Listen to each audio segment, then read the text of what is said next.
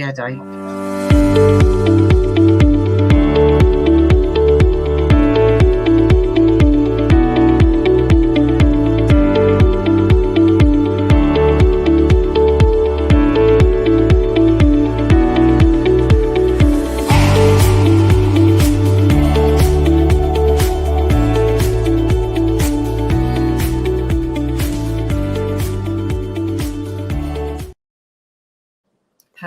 Hello. Welcome to the Simply Together show. Look at that weather. It's crap. Right? Sunday. What is that? It is crap because on Sunday we were wearing dresses. Today I've got a jumper back on. Yeah, actually, I've got my jumper on. Exactly. Yeah. You've got a hoodie on, and by the looks of it, Nike's got 3 layers. Yeah. Exactly. So it's not the end of the world. It's not freezing, but it's not Sunday. Sunday was lovely, absolutely lovely. But anyway, so how else would you know you were in UK if the weather was not schizophrenic? Like, that is the best part of it. You just don't know what you're gonna get. Right. I know. And we joke 4 seasons in one day. Well, we've had 4 seasons in one day many times. Indeed. No, are we surprised that it's a bit grey? No, we're not. Do we like it? No, we don't. Will people complain when it's really hot? Yes, they will. So you can't win. You just can't win. No. I've got me and my friends took her son to Bletchley Park, and one of the bits that it got going on around Bletchley Park was just showing you all the different posters, sort of like about not to talk about what you're doing while in Bletchley Park, and from that, where you then had the national posters come out, sort of like loose lips. Like it sort of like it could cost lives and all that kind of stuff. But we both turned around and said, well, is that where small talk comes from? Is that why we're obsessed about the weather and talking mundane stuff? Because if you think about it, you're going to have 20 minutes lunch with someone. You can't talk about what you're doing in work. You can't really talk about who you've got at home, where you live, or anything else. I suppose you can to a point. But you can't talk about anything with any substance. So you make up random stuff. Is that where this obsession with little small talk comes from for the British? Because we couldn't talk about anything during the war. But that does make sense. These posters were set out and explained how different things happened. I looked at it, the first thing I thought of was, well, they were all talking about the weather then, weren't they? Yeah. Because they couldn't talk about anything else. Yeah. Right, I'm going to Google that. Yeah, I'm going to ask ChatGPT when I can. Do I need to be doing that rather than Google? No, I just do that because that's what I talk about on Fridays mostly. I will say, oh, this happened. So I had a conversation with my friend ChatGPT. This is way before Bletchley Park. The mid 1600s. Yeah. Oh, wow. That small talk came in. It emerged in the mid 1600s, with the earliest known use being in 1650 by John Trapp, and is formed by combining the word small and talk. Okay, that's the word. But what I think Shelley was asking more about the verb, as in when did we start? But I think they most probably would, again, if you go further on, 1848, people were using small talk as in doing. So it's been around for a long time, but Bletchley Park is, yeah. You can just imagine that they had to talk about the weather, what I'm having for my lunch, what tights am I wearing, where did you get them from? Because you haven't got any rations left. I don't know. Have you got a scarf on, Cecile? Why haven't I got a scarf on? Because I've got a. Oh God. Do you want one? Shall I put one on? I was joining in. Know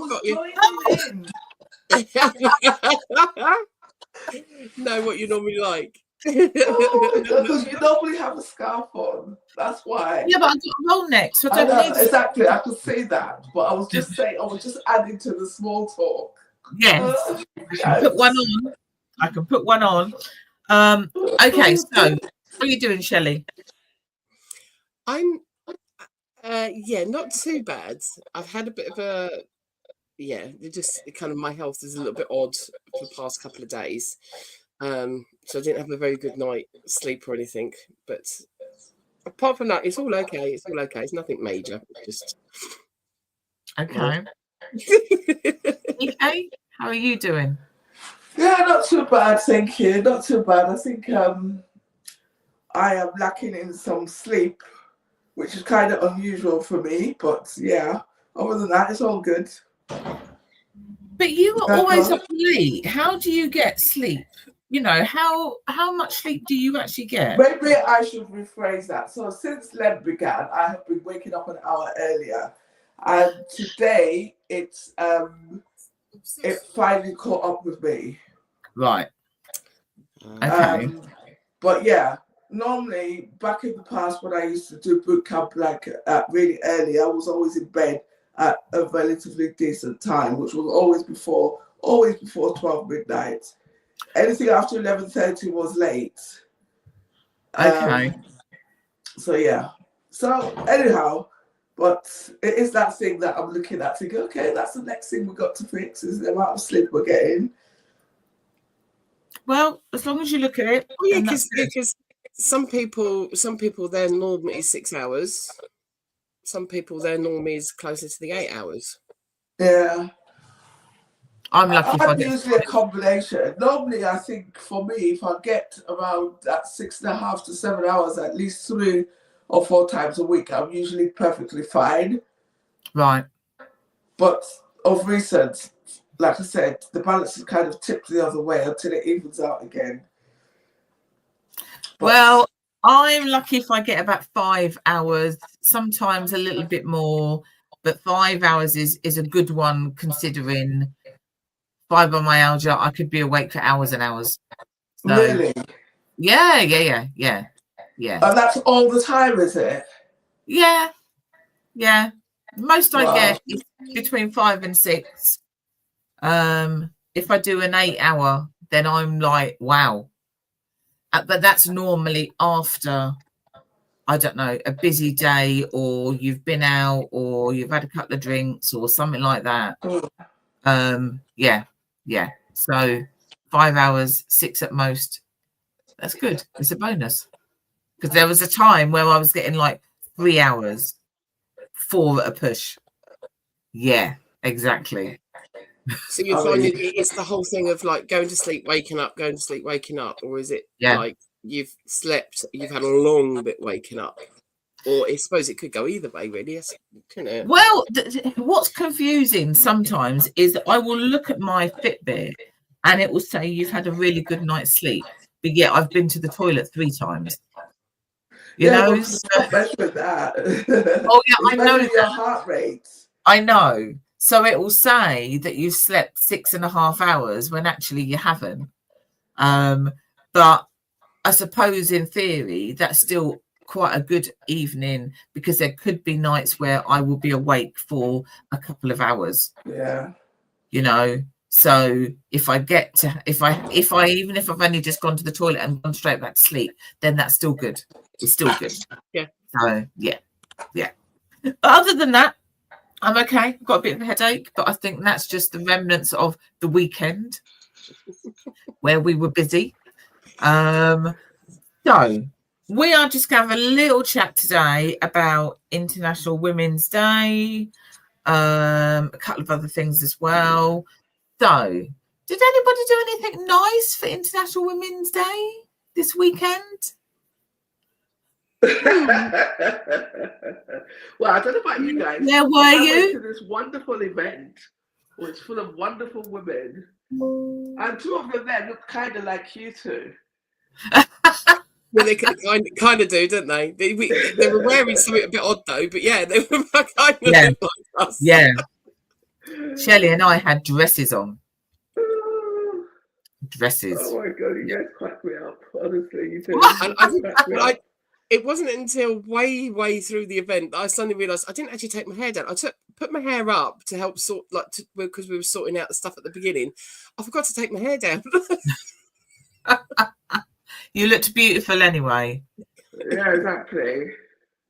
So we had on Sunday, we had the International Women's Day soiree.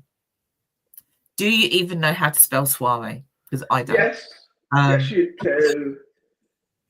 You spell it well. For me, it's how it sounds. It's the S-O-I-R-E-E. One of the E's has got the little thing on it.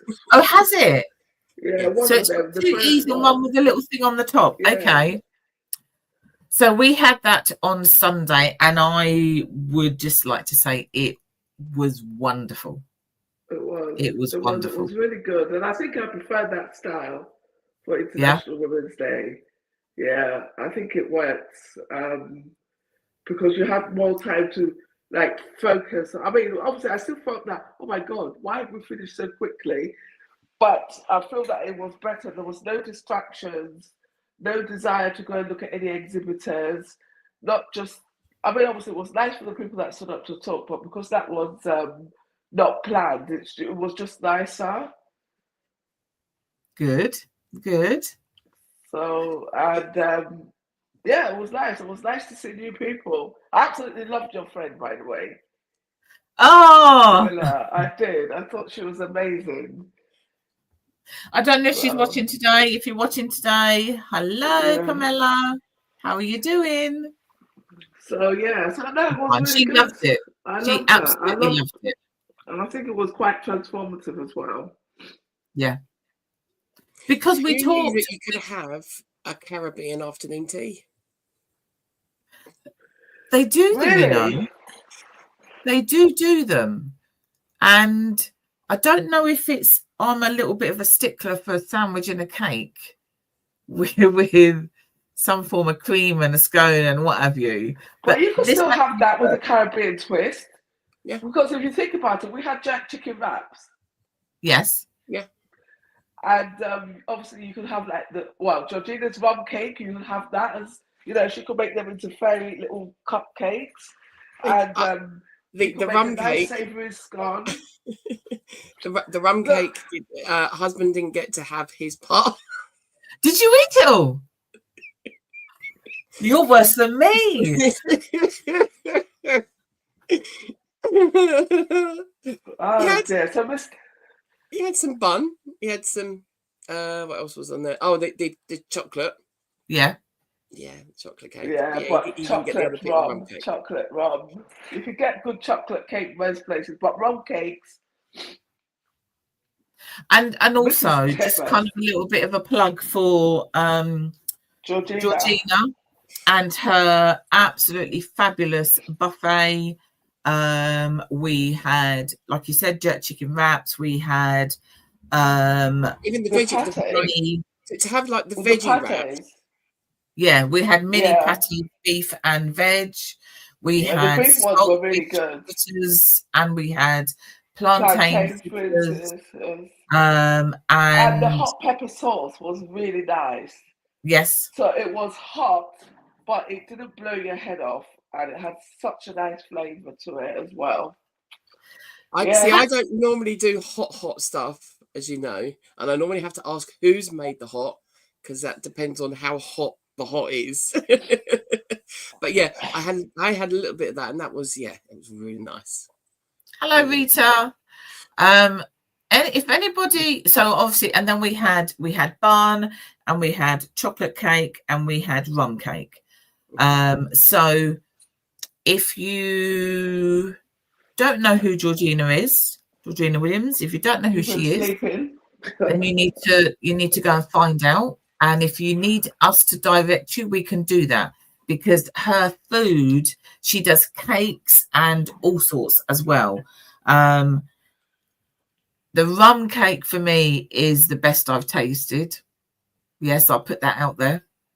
Had some just a few weeks ago from a shop, and it wasn't as good as George's. I just wouldn't buy rum cake from a shop. It's just not worth it, because my friend that I came with but this was a West Indian shop. This is a West Indian shop. Yeah. So it is definitely one of those. Yeah, one of those cakes. It is definitely one of those cakes that has to be a home baked cake. It just doesn't get right, and that could be not dissing any of the cakes that you actually buy that are ready made in the shops, but that it has the certain way that you make it and then you keep it doesn't bode well when you're actually then making it, that is then wrapped up and it's then sold in the shops. It's just one of those kind of cakes. She does them all the time, but Christmas time, definitely, you need to then treat yourself at Christmas to one of those. Oh, maybe I'll get one for Easter. I don't. Oh, I'll have to ask her if she does it at Easter. But she's just putting all the bits out there for platters for Easter. Yes, the platters are. I had a platter at Christmas time. I had a platter with the mini patties and the saltfish fritters, and the hot sauce. But also, what she does is she does her chili jam. Yes. Ooh. At the minute, we're eating the mango flavored chili jam. She does an ordinary one as well, and there's another one she does. I think it's pineapple. I think it is. I was just trying to remember. I've got two friends that are doing unusual jams at the minute, and I was trying to think. I'm sure it was Georgina that did it. I think it's the pineapple, because Remy's allergic to pineapple, so we don't have pineapple in the house in any shape or form. But I'm pretty sure, the other two. Oh, a cracker with some cheese and the chili jam, which I might do for my lunch. All right. I might do that for my lunch. Sorry, it's I know. Did you see me drift off there? Drift off of crackers and cheese and chili jam. The taste buds started taking over the brain. It is lovely. It is lovely. So, Rita was just made a comment about your friend. Yes, I know. Inspired by that lovely Nan and the young girl and Shelley, a very, very nice touch with the candles. So what we did, we kind of went a bit ad hoc. I did a little bit of a thing with regard to International Women's Day and music, and we talked about the song. If you've never heard this song, you need to go and listen to it. It's called I Am Woman by Helen Reddy. It was penned in 1971, and what we did was we listened to it, and then we explored some of the words that were within this song. But it's a very inspirational, uplifting song for women. We had our lovely lunch, and then we had some other people who then came up and spoke, just kind of very ad hoc. Nobody was planned, but it was wonderful. It was wonderful that, my friend came up and spoke. She didn't know she was going to be doing that, and she said she only needed 2 minutes and was up there a little bit longer than that. With a story that she doesn't see is a story, because for her that's just her everyday life. But actually it's more than just that, because it's a huge thing that's been happening for the last, I don't know how many years. Because it would be something that you would just do yourself naturally, and you don't assume that you've done this big huge thing, but you actually have. And I think that's what women do.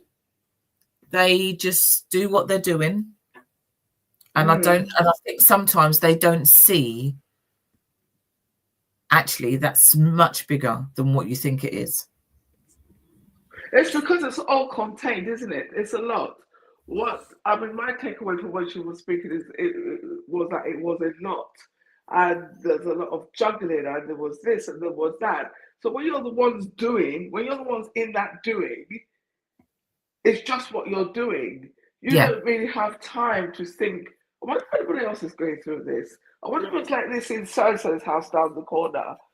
Because you don't think like that. You're naturally just thinking to look after and to get on with what's in front of you. Exactly. And that's why I said that so many parents, but quite often down to the woman, that have a child with learning disabilities or on the SEN spectrum of some kind, that are warriors. They do it because they are the ones that have to do it, and will always fight to be the one to have to do it. Yeah. When other parents perhaps don't get that, they don't understand that is the hurdle, that is what they're facing every day, every single day. Whether that be out on the street or whether that's someone that should know better, there's actually, they're in these roles that are actually supposed to support you, but just they're not. They can't. Yeah. It's ridiculous. Absolutely ridiculous. So we did a lot of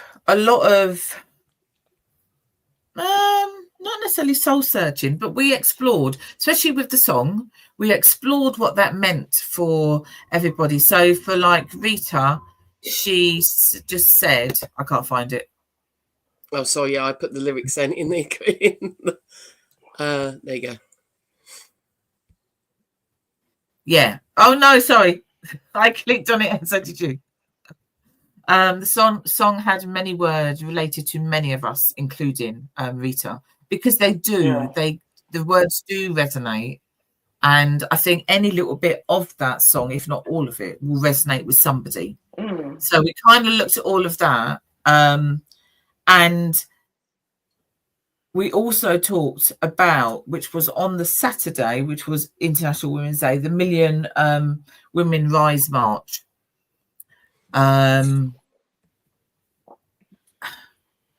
Women collectively came together to march in London with regards to the amount of women that have died at the hands of a man.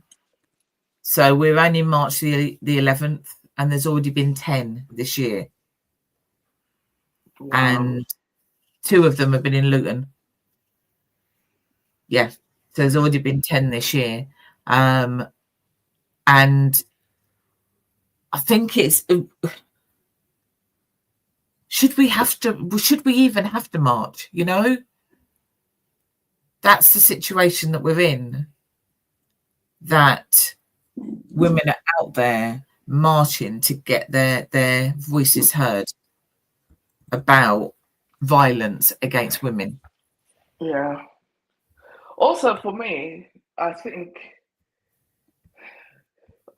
this probably, I hope it doesn't come out the wrong way, because obviously we can't control what people do. Like, men are going to do horrible things. But for me, what I find the more distressful, apart the next thing after the actual act, is the fact that a woman can report these things, can complain about these things, and then not be taken serious, and then proper justice not being served.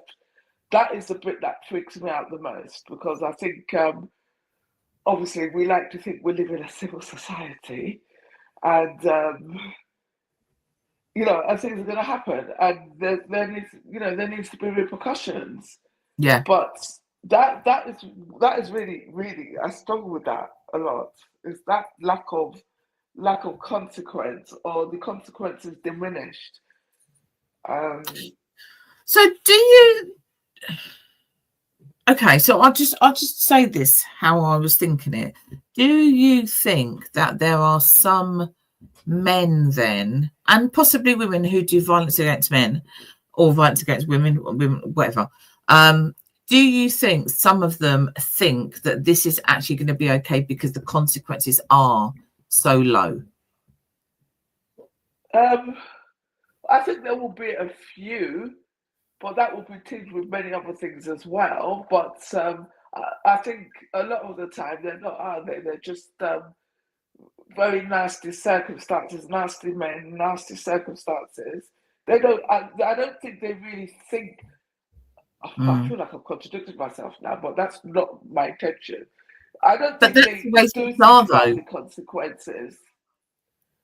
I don't think they do think about the consequences. No. They might think about the consequences afterwards, and that is where the leniency tends to come in. It's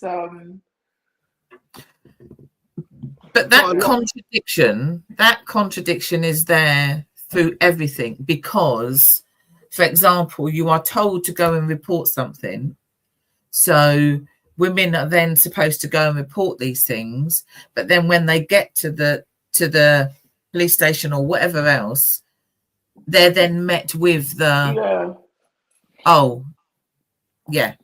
and then when you get to court, that's even worse. It's even worse, because rather than, you know, you have to, if you're looking at rape, for example, the statistics of the amount of women that don't report it is absolutely huge. And they don't do that because actually they're going to get torn to shreds. And they're still looking at, why are you wearing that? Why are you doing that? Why was you out at that time of night? All of those things. Yeah. So there is that contradiction. Yeah. Some of that reality has actually changed, but it hasn't changed enough that you can actually see it as a woman going to report it. Yeah. It's changed, but because you know the narrative previous, that it doesn't, you're not actually seeing that that's going to be different when you go, or you try and tell your friend to go and report it. And I think some of that also I do watch a lot of true crime and stuff. A lot of the men will actually use that as part of, even if they don't do cohesive, the controlling part of the whole of their relationship. Yeah. Even though they don't do that naturally, but they are doing the part of it enough that it's, no one's going to believe you, or you section them off away, that you take them away from their family and their friends and who they would go to, so you can have that person to yourself. Yeah. And that is all that they're seeing in their mind. And that was, I think, when they first end up being taken into the police station, they all, and I say all, from everything that I've ever watched, they all take it from the point of, why have they done that? Why have they done that to me? I've done everything. I provide this, I provide that, I provide the other. Don't be silly. No, they won't be like that. The one that I watched was the one that happened in Stuartby, just to have it that we do look at men on female violence and female on men violence. Yeah. The guy in Stuartby, you could actually see him completely change, because she moved him away from his family. She moved him away from everyone because she wanted him. And all she kept saying, exactly the same as a man, was, we've done this. I've provided the home. I've raised the children. Bearing in mind he didn't want the second one. Bearing in mind that he was looking at doing a vasectomy or stuff just to get away from her, because he knew it wasn't right. She managed to get pregnant, and still kept him at home. Still kept him. Oh, so you finish work at that time, so it will take you so and so to get back. But have you been to the shop? And all she was wanting was him. Yeah. And that's the other way around that you can then see, is that men are only wanting their women. They don't want them going with another guy. They don't want them running off to mum back home, because why are you telling them about me? It's all of this that's in their mind, and you wonder where on earth they get it from. But it's not that long ago. it's not that long ago, Shelley, that makes your point. Is that women were inconsequential. You have to remember that women were earned by their father and then by their husband. Yeah. And I was listening to a podcast the other day where it was so bad that where women were just seen as inconsequential. They were like an asset, so to speak. Yeah. Which And also they didn't have the rights to their own children. No. So you carry, you give birth, but yet your husband then has the rights to those children. You don't even have those. So that whole kind of blackmailing, well, you can leave if you want to, but actually you're not taking these. Yeah. Because they're mine. But you still get, even though you can have the best relationship, beautiful family, there is still sometimes when you look at it and you see it from outside looking in, no one's actually said anything like, oh, I'm not feeling so great in our relationship, or we've kind of hit stagnant or anything. You're not looking at it, but you're kind of looking at a relationship and you'll hear different voices come out or different phrases, and you're like, oh yeah, because you're looking after the kids, because that's you're looking after the kids. And I think for me, things like that I pick up on because I worked in a nursery and we got told to do like the observations of all the different children. And one of the easiest way of doing that back in my days, that you would have a corner that was set out like a house. Yeah. You'd have a little kitchen area and stuff. And my observations, pretty much, I would say about 80% of the time, it's the little girl with the baby in the kitchen, and the boys would come in and they would have their dinner because they'd been at work all day. So it just shows you how much you learn about what your relationships are meant to be like when you get into a relationship. It just shows you. There was one particular one. I mean, bearing in mind I was 18 at the time, 17, 18. And it was because we're supposed to be doing this without the kids knowing, I had to walk away. I couldn't complete the rest of my observation. This boy came in, he huffed, he sat at the table and said, "Can I have a drink and what's for dinner? I had a bad day." I was like, I'm going to look at your father when he comes to pick you up. But yeah, literally, he did the whole hoppy thing as he sat down at the table. I need a drink. What was for dinner? I'm thinking, you're little 3-4-year-olds. Yeah, exactly. And you picked up on that already. But then I've seen adults doing exactly the same thing, that even though they could be joking, the man will then turn around and say, well, it's your mum's job that she needs to do the washing. Yeah. Is it? Right, okay, she's out at work. You're out at work. You've both got the kids. She's got a job that she's fitting around to do the school run rather than you.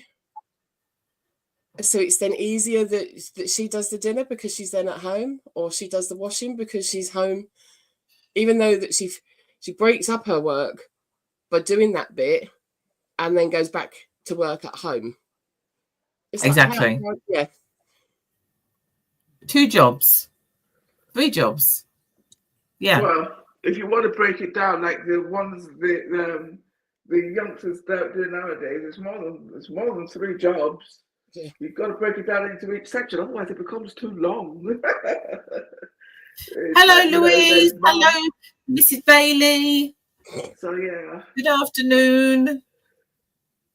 But you know why you're going about women being thing. I don't know if I've spoken about this before, but I've been listening to this podcast. There's 2 of them. One is normal women, where it's the normal women who have been, like I said, they were possessions and they would do things, they would march on things, but then it's the men that will get the credit for it.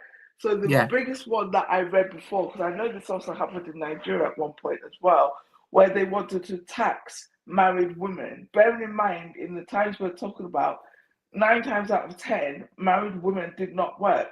So where were they going to get this money, the taxes? and they made all these riots and all these protests and things like that. And what was their thought process? Why did they think that would be a good thing to do? I haven't got an idea. Okay. I think this podcast was coming from the idea, not so much about what the government was trying to achieve. It was just highlighting the fact that these women, they galvanized, because obviously, bearing in mind, women, they would talk to each other at the market and all of this malarkey, they galvanized. And obviously, they would get roadblocks every now and again. And eventually, they got the help of these two guys. And for the life of me, I cannot remember their name.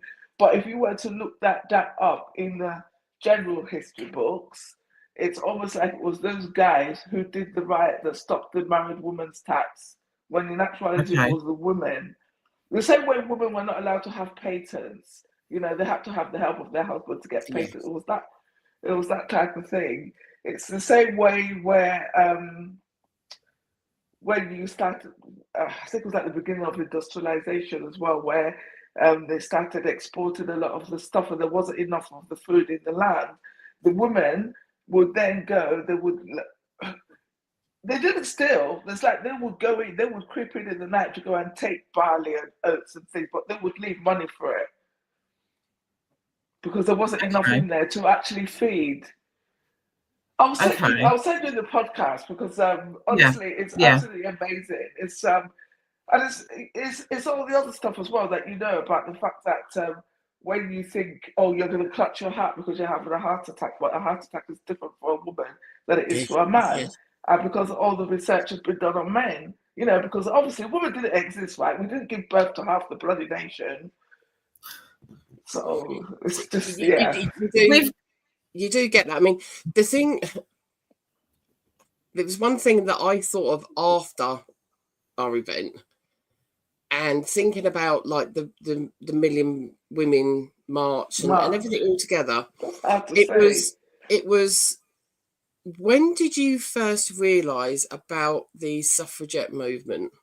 Because you might have known about it without actually realising you was being told about it. Okay. No. See, I couldn't tell you. It's just something that I inherently know, but I didn't know. Yeah, but it would have been inherently know, do you? You must have been told at some point. And I'm thinking you may not have been told. This is what I'm saying. You may not have been told. Yeah, I think it would have been a children's film. It would have been a children's film, and it would have been Mary Poppins. Oh, all I remember about Mary Poppins is a spoonful of sugar. Mary Poppins was the actual nanny that was coming in because all the women had nannies.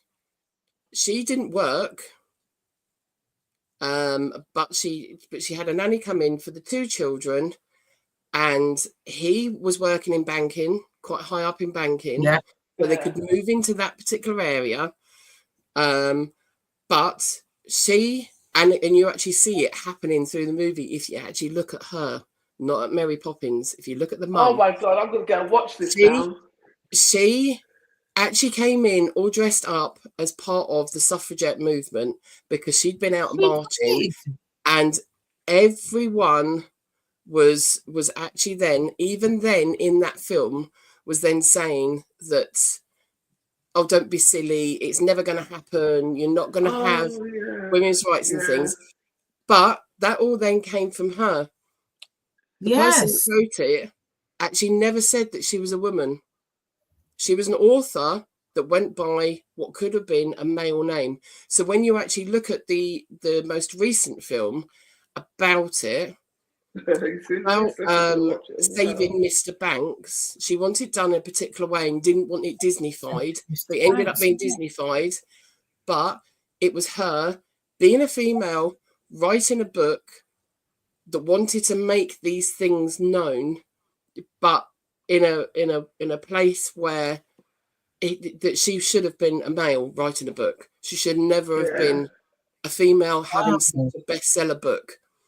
And when you watch Saving Mr. Banks, they have a whole conversation about how she has to be strong, how she doesn't want it to be Disney-fied because Yeah. she's still, I'm a male, I have to be my male side coming in because I'm in a male-dominated position. Yeah. But she wanted certain things in the film. And even then, the boys that are helping her try to make this book into a movie were shocked and said, it's a woman. There's a woman out there. He's not sent the secretary. That is the author. But if you look at the mum, you actually see her dressed up. You actually see her in the green, white, and purple. Yeah, she does. Green, white, and purple. She's been out on these marches. She's done her bit, but everyone kind of, oh yeah, poo-poos her. Yeah. Did you know there was a big as a child in the 50s, I'm not known. I think it's 1950. We'd have been just after. Actually, no. Was it the 50s? It was just after the war. Yeah. So it might be late 50s. Yeah. Louise is going to go and watch it again. You need to watch Saving Mr. Banks as well. Is it Saving Mr. Banks? Saving Mr. Banks, yeah. Yeah. Because she wanted her film to be more reliable. So if you ever read the Mary Poppins books, they are very much a story, not the fanciful story. Yeah. And it's actually just saying about a nanny that's come in and she makes a difference at home and actually makes the man see his children more. Yeah. Yeah. But does that then makes me think about all of it. Like Louise has just said, you can't remember if she was even told. So that then makes me think about many different films, like what's the one with? I've got a personal one that my mum gave me the books because she used to read them. It just shows you just how much of a strong woman my mum is. Little Women. Bearing in mind it's the 1800s, but they were strong girls that were brought up by a mum who lost the father. And then you follow all the story all the way through. Yeah. And she made sure that, because she loved the books, but she made sure that we then read those books. And the films that they've done from it have been amazing. Yeah. See, the film I was just thinking of just now was My Fair Lady, because literally she is plucked out. She is there for an experiment and pretty much is not a woman in her own right. No. And was able to be manipulated and all of that for the sake of that guy's experiment as such. It's very similar to Pretty Woman in as much as that transformation thing's happening. Yeah. I know this one is not about women, but it's the same principle with Trading Places. It's that thing where you've got these people in power who just seem to think they have the right to do certain things. Obviously, because it's a film and they put these twists on it, obviously Cameron is a bitch and all of that malarkey, but it just goes to show why do people think they have the right to do that? Yeah. Because they do. That's how they think, isn't it? Because I think they've been given that privilege to be able to do something like that. Before we move up, that also comes back to like domestic violence as part of it as well. Yeah. When you're in those kind of relationships, because they want you as that person, they actually then want to start dressing you, even though they're not saying, "Oh no, you shouldn't wear that." It's like, "Oh, shall we go shopping?" "Oh, I like you in that," and it's like. Exactly. Yeah, you've got to push back here. Yeah. But obviously people wouldn't necessarily be able to if once they've been conditioned. But sometimes that thing can be quite natural. Because sometimes I find myself saying, don't be saying we. Don't be saying we when we translates to me. No, we're not having that. Yeah. That's another one that when I've had conversations and it's, do we think we should? And I react to it, no matter what's been said, where I am or anything. Yeah, if we think it, we need to do it then, don't we? One of the films that this is very close to my heart. This is my mum's favourite film of all time, which is The King and I. and we know every single song, every quote that there is, etc., etc.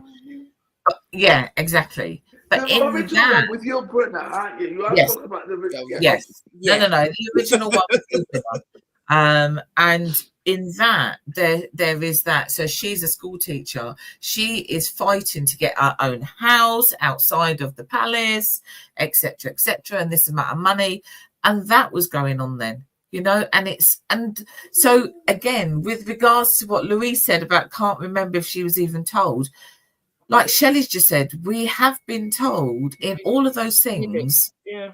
Because years ago, there was 3 channels, and every Christmas and Easter and everything, we watched The King and I, My Fair Lady, most probably Mary Poppins, bloody Bedknobs and Boomsticks, and there were films that we watched every single holiday. Every single holiday. One of the films that I've laughed about this before, because it shouldn't be a film that you should think as a woman that you should enjoy. You're now wondering what I'm going to say. Yeah. My mum loves musicals, and we watched 7 Brides for 7 Brothers. Oh, I watched that the other week. Now, if you look at it, it's all the boys are up in the mountains. It gets cut off every year in the snow, and they literally come into the village, take their women, and then go up into the mountain to have their way. And the girls are screaming and everything else. Now, you think you shouldn't really like it, but if you peel all of that back and actually see what the women are like, they are all really, really strong. They're really strong characters, and they do fight. And in the end, it's the women that's actually helped the men out. But in theory, when you look at what the storyline is, it's these 7 men go down and steal women off some other men. You're right there. It's funny that you should put it like that, because I'd always heard about that film, always. And then the other week, it was on in the afternoon, and I hardly ever put the TV on in the afternoon. And I just thought, oh, God, what's on telly? Honestly, and it is that thing, you sort of, I just found myself going with them. I'm like, well, what are you doing? Well, why would you do that? Oh, my God, that's a bit of Stockholm Syndrome going on there. And it's like all these little bits and things there. And I just think, I wonder if I would have reacted the same if I'd watched it when I was younger. Yeah. Possibly, yeah. It is what you learn through film, but then you don't look at it like that, do you? I think as you get older, you become a little bit less wide-eyed, so to speak. You don't.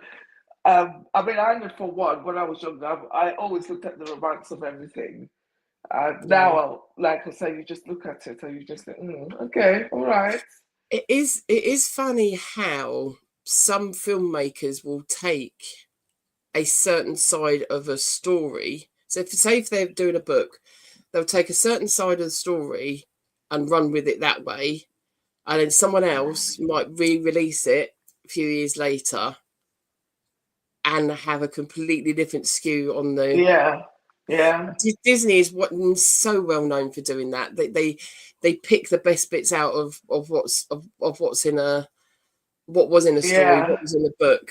And it's that Little Mermaid one that made me think about that as well, when there was all the kerfuffle about Hailey Bailey being the Little Mermaid, and they were all getting really upset about it, and then somebody came out and said, well, actually, let me just tell you. And I was sitting there thinking, oh, okay, I didn't know that. It's so surprising just how much that different things that they change is ridiculous. So like Cecile, I don't know whether her she got kicked off. She got kicked off, and I'm it's crazy. Oh my God. Yeah. It's just saying device is not connected at the minute, Cecile, but yeah, it's like for people to change how a film or what it should look like. I mean, everyone kind of knows Harry Potter, and you think, yeah, I know the movies, but I said, have you actually read the books?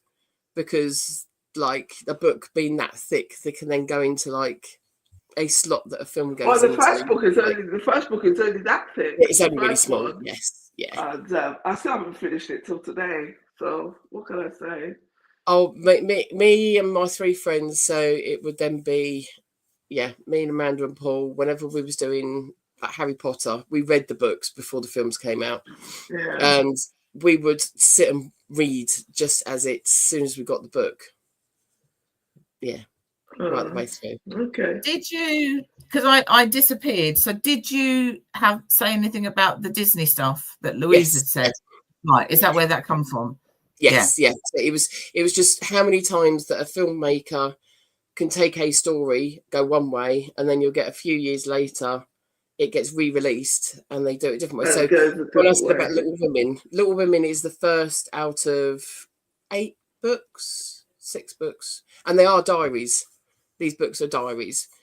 And there's 2 different versions of the film, both equally good, but both have got slightly different picked up different parts of that story in its film.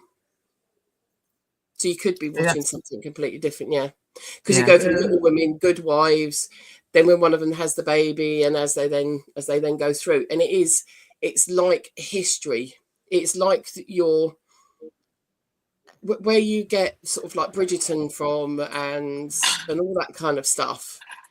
It's seeing that these books are that, but nothing racy. I know what you're thinking, Cecile.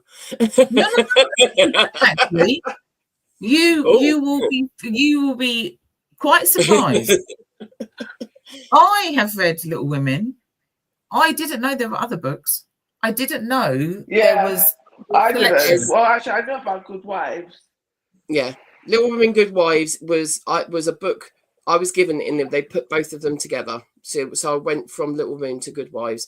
It goes on a bit further, and the very last book, as you look for it, is, if you can get hold of it, it's going to be expensive, because there was a very, very little published. Wow, I didn't even know that. So I wasn't thinking smutty. Thank you. Right, okay. I was just thinking that I didn't even know that. So, wow. We're going to be wrapping up because Nikkei needs to go to work, or back to work. Where this went, in a little broom cupboard all the time. This literally has all to do with women, but has literally just gone from one end of the spectrum now to books and films and etc., and what we've been watching and reading for years and years. Do we need to watch some more of those? I'm definitely going to watch the Mary Poppins. Have a look at that was lost on me. Yeah. And then the most recent one, which was saving Mr. Banks, and that is she loves this show because literally we go wherever it takes us. We just literally go wherever it takes us, and that is the beauty of it. So we'll be back next week. If you've got something to share, come and tell us. We'll get you on. Louise, we need you to come on to talk about whatever you want to talk about. Anything you want, my love. Anything. But we will be back same time next week. And if you're watching it on catch up, let us know. Let us know what your thoughts are, and we will then share them. Okay? Right. See you all. Oh, this is my girls, boys. Okay.